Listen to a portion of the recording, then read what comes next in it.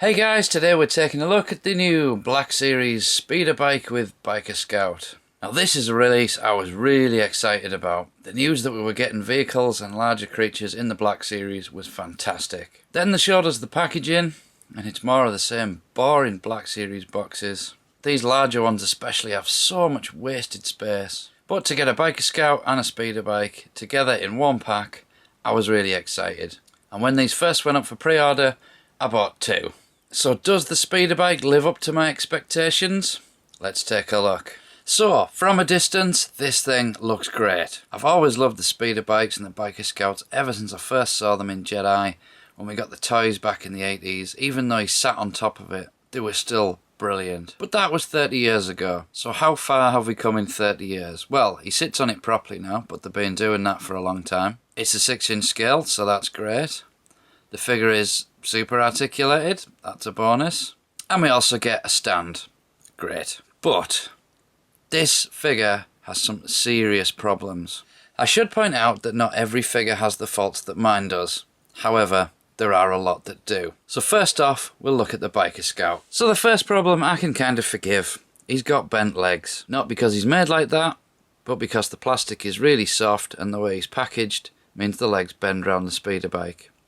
That's an easy fix. Some hot water, straighten that out, cool it down, and it'll be fine. The head sculpt I think is brilliant. They've done this really nicely. It's a classic simple look, so it's not difficult to get this right. But again, we have a small problem. If we take a closer look at the top of his helmet, you can see it's totally warped. It's a right mess they've made of this one. Now hopefully I'll be able to hick that up and straighten it out, but you shouldn't have to do that. I can accept the legs because of the way it was packaged, but that should never have got through quality control looking like that, and I know this isn't the only one that's like that. As for the body section, he looks a little tubby, but generally it's pretty well done. It should be noted though that you can only turn him at the top there. This base section does not turn at all. On his backpack, that's not too bad. There's a little bit where the line doesn't quite join up, but that's a really thin line, so I will forgive them for that. What I won't forgive them for though is the state of this back section. Now that's done with a paint mask that hasn't been applied properly, and that is unacceptable. There's no way that should have got past quality control. And my final biggest gripe with this figure, and this is utterly unacceptable, this arm isn't even attached properly. If you look there, this peg hasn't been pushed through at all.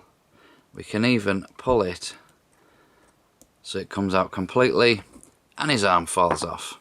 That is disgusting. So what about the speeder bike, you say? Surely they got that right. Well, I'm afraid not. This has some major problems too. First off, a look at the state of those handlebars. It's because this plastic is too soft. It's not soft enough though when you put the figure on for it to stay there. It moves the figure's arm, it's so springy. Then we come to this back section and it's just wonky as hell. This section's wonky, you can see there's a big gap there. If we lift these up, it's actually quite nice looking under there.